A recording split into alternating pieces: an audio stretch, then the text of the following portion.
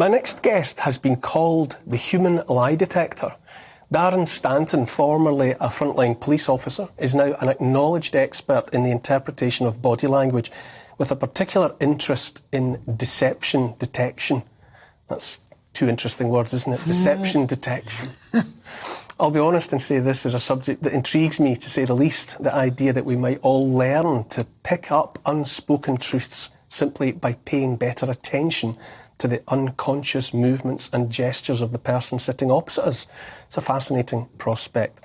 Darren joins me now.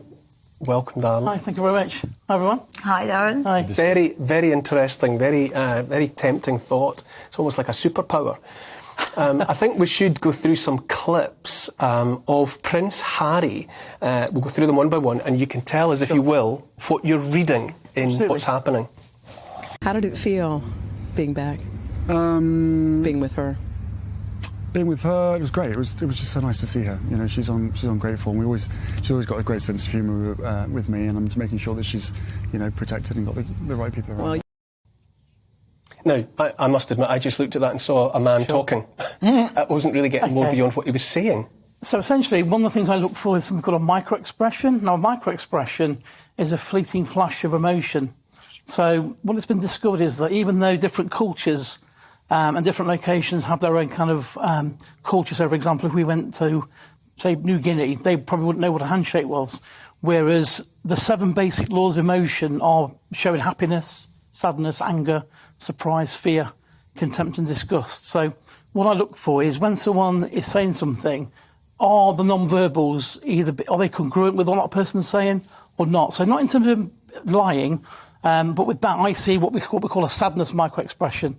So when Harry's speaking in that particular And he's talking moment, about the Queen. yeah, I think he's feeling he's quite torn between, you know, being over there and the UK. So he's feeling genuine sadness at not being in the thick of it almost. Oh. And that, and is it just that?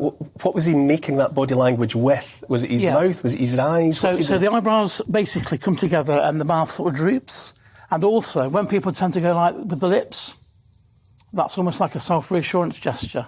Gosh, if you wore a mask and were in COVID, you would miss 50%. Absolutely.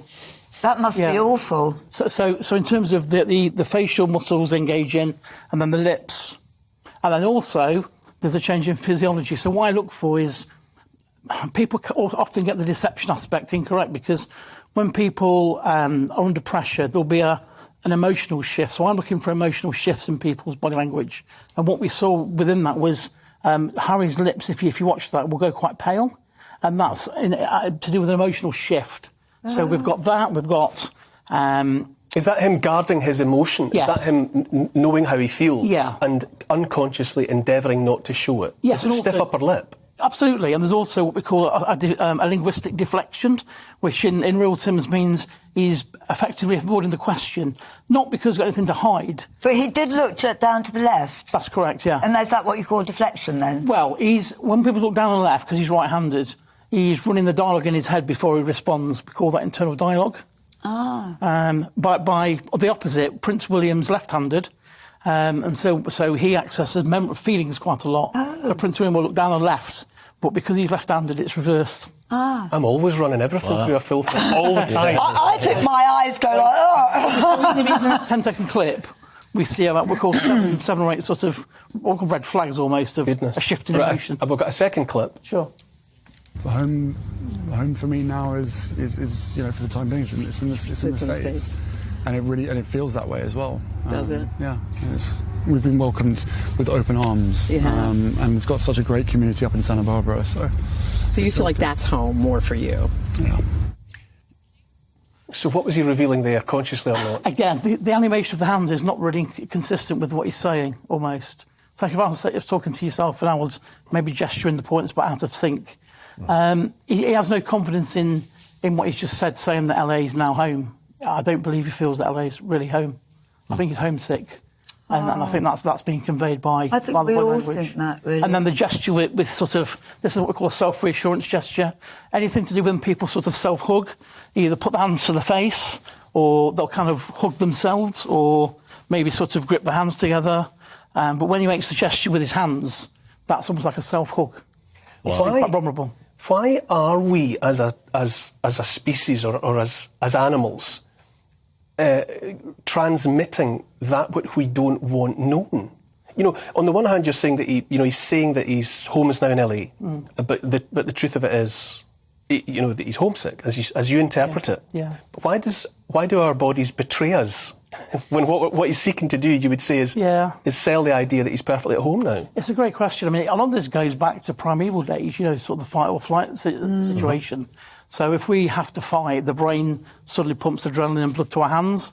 And if we want to run away, that's why we sometimes get this shaking our legs if we've, had to run away from something. We've been fearful. So a lot of these things are innate. And no matter how well trained somebody is, politicians, I assess lots of people from different walks of life, no matter who they are, how well they're trained, we cannot not communicate this information, Neil. It's almost as though there's the person who's speaking, who's communicating most directly. Yeah. It's almost as if in the background there is another person who's giving a separate version of events that contradicts the first. Definitely. But we're intelligent, aren't we? So we've worked it out. We know how to manipulate a little bit, don't you think? And the other obvious question I get sometimes is who can beat the system? And people with, say, psychiatric issues, personality disorders, psychopaths, because they can create their own reality. So they say the mind and body are linked. So if they truly believe something, then the body will follow that. So sometimes, in the past, that people can hoodwink the police or something like myself. So it's not 100%. But even if you didn't believe it, could you... Because a lot of people are very convincing liars. So how is that achieved? Is that just being clever, just like really conscious of... Poker face. Yeah, poker face, yeah. Yeah, I mean, great word. Yes, I've sort of tried poker players in the past as well. So if someone has to go into a situation, so if you look at a lot of professional poker players, they'll now wear a bandana and they'll wear heavy sunglasses because they know now that if they get a good hand, the pupils will dilate. Oh. And then there'll also be a rush of blood to the lips. I think there's a third clip. Is that? Yeah. We do have another one. Oh, we don't. Oh no, there's no third. Oh, it's the two clips. Don't we all, though? You're an expert and you've finessed this, but we must all read body language all the time. Is that not what we're all doing constantly? Yeah, I think, very often people say, you're very good at what you do. And I say, well, look, I've just followed something that I've got a passion for. And like most things in life, anything we have a passion for and we spend an inordinate amount of time on, we get good at. So we've all got the ability to kind of connect with people, so our friends, our kids, and people tend to know when the kids are lying, or family, things like that. So all I've done is learnt the ability to build that really high degree of rapport with people I've either sort of not met or only just seen a few seconds of behaviour with. Mm-hmm. But yeah, principally, we've all got this ability to connect. Is body language a universal language, or would someone seeking to deceive who is British, would their body language be different, say, from someone from Asia or from Africa? Yeah, there are sort of different gestures. So, for example, that's like okay, but in certain countries, I think it's Brazil and Portugal, that's actually an offensive gesture. Oh, middle finger. There's a famous report back in the 60s where Richard Nixon went to Brazil, made that gesture, and he offended about 1,000 people in the audience. But that's a conscious gesture. Yes. Making that. What I meant was, if I was seeking to deceive, yes, consciously or not, would I do that differently, or would I give myself away differently than someone from another country or another generally, culture? these tend to be innate. So the micro expressions are innate. Things like eye contact is generally 3 to 5 seconds.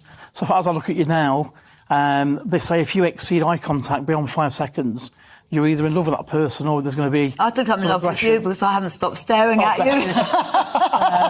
It's a fascinating topic, really, and because I write for the press as well, I spend a lot of time in coffee shops and, I can't help observing different people behaviours. watching, it's fascinating, isn't it? But to answer your question, I think people generally, for example, with the eye contact, the general myth is that we cannot lie to somebody and look them in the eye.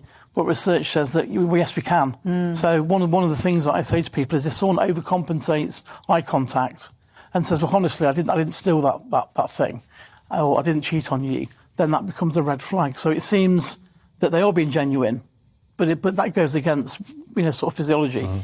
So As well as, we've been talking a lot there about deception and diverting attention from the truth. What about, how can you readily tell if someone likes you, that your message, let's say, what you're saying is being received? What are the positive cues? Great question. So the first thing is what we call matching and mirroring. So, for example, like you two guys are sat very similar. Again, you'll see people matching each other's posture. So the quickest way to build rapport with somebody, say on a date or a job interview, is to match their posture. Or if you're talking to somebody and they suddenly match you, that means that you're influencing them on a deeper level, and that you built trust and rapport with that person. That's the first level. And then again, eye contact. If you maintain the eye contact 3 to 4 seconds. And then an interesting one, which you can try in coffee shops, if you're maybe talking to somebody or in a meeting, if you just suddenly maybe put a teaspoon on over their half of the table, if they're getting on well with you, they'll leave it there. But subconsciously, if they're not buying what you're saying to them, they'll push it back over your side of the table. How subtle. So, my territory. People on dates and things like that tend to do that a lot. I always notice that if you're in company and there's drinks involved, if you pick up the cup, everyone does it.